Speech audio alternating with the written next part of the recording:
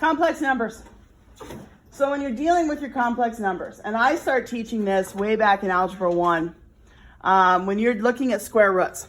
So if you have the square root of negative 16, there is an actual solution to it.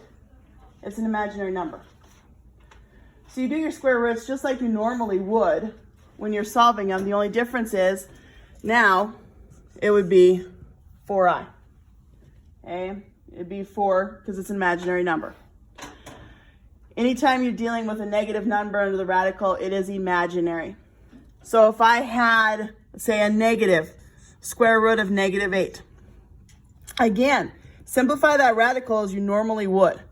So this would be negative square root of negative 4 times the square root of 2. So this would be negative 2i root 2. Okay?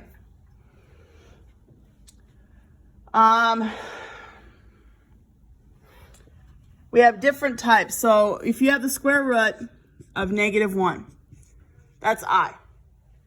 That's your imaginary number.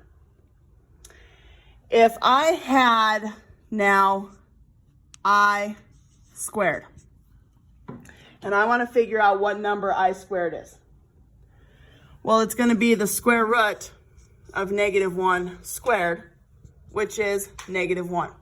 So I squared is always going to be negative 1. Whenever you see I squared anywhere, it's negative 1. I cubed is the same thing as I squared times I. Well, what did we just say I squared was? So it'd be negative 1 times I. So I cubed is negative I. And then I to the fourth is I squared times I squared. Well, I squared is negative 1. Negative 1 times negative 1 is 1. So I to the fourth is always going to be 1. So let's say you're taking your ACT and they give you I to the 39th. And they want you to figure out what I to the 39th is.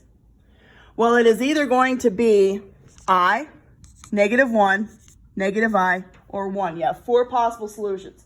And those will be the 4 multiple choice solutions that you have. I to the fourth equals 1. So that's the one I always use when I'm playing with the exponents. So I to the fourth is always 1. So what I do when I'm breaking these down, I figure out how many times can 4 go into 39? 9 times, right? That's the closest they can get to. Well, what is 9 times 4? 36. Well, how many more i's do I need to get to 39? 3 more. This is divisible by 4. That's why we use the 4. And anything divisible by 4 is 1. So now I got 1 times, and what's I cubed? Negative I. So this answer would be negative I.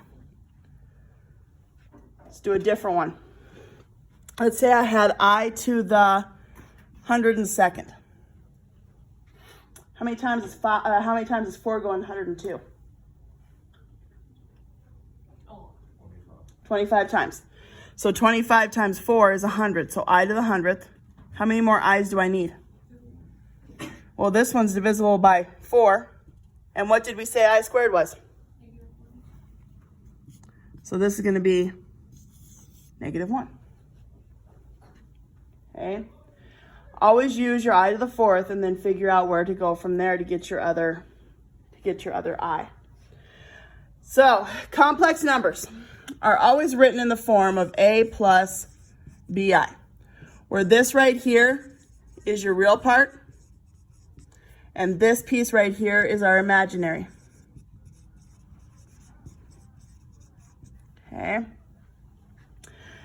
So let's say I had 2 complex numbers, 3 plus 2i plus 4 minus 5i. And I want to combine those to one imaginary number. So right here, take your real plus your real. Well, what's 3 plus 4? And what's 2i minus 5i? Done. It's just combining like terms. okay? When you are multiplying these. So let's say I have 3 plus I times 2 minus 6i. Okay, so we're multiplying these. FOIL it. Okay, so what's 3 times 2? What's 3 times negative 6i? I times 2? I times negative 6i? Negative 6i squared. What did we say I squared was? Always. What's I squared? Negative 1. Okay? I squared is always negative 1. So what happens to this 6 over here? So I've got 6. I'm going to combine these like terms. Minus 16i plus 6. So I'd have 12 minus 16i. Okay? So not a hard concept. When you're trying to find the absolute value, which when we're talking absolute value, we're also talking the distance, especially when dealing with vectors. So let's say I have the absolute value of a plus bi. This is the same thing as the square root of a squared plus b squared. I don't do anything with the I. Okay, it's just a squared plus b squared. So let's say I wanted to find the absolute value of 3 minus 4i. Well, this would be the square root of 3 squared plus negative 4 squared. And one thing I've noticed that you guys are doing, especially with that negative, when you are squaring a negative, what happens to it? It becomes positive. Okay, several people are rewriting those down as negative. This is going to be the square root of 9 plus 16, which is the square root of 25, which is 5. Okay. Graphing these. What happens to the I? Would you just drop the I and then you square it? Yep. Graphing these bad boys. This is still going to be your x, but this is going to be your imaginary axis now. Okay, still got your x, you got your imaginary axis. So let's say I wanted to graph 2 plus 6i. So again, I'm going to go over 2, up 6, and I would write 2 plus 6i. Done. You don't do anything else. And they're imaginary, so you're not going to connect the dots. Okay, they'll stay just like that. Complex conjugate.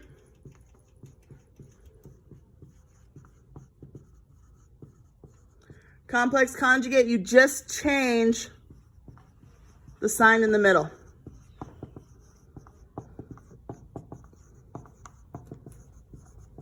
So if you have 6 minus 4i, its complex conjugate would be 6 plus 4i. And we will use that when we are dividing. And I don't think you have to divide any of these bad boys.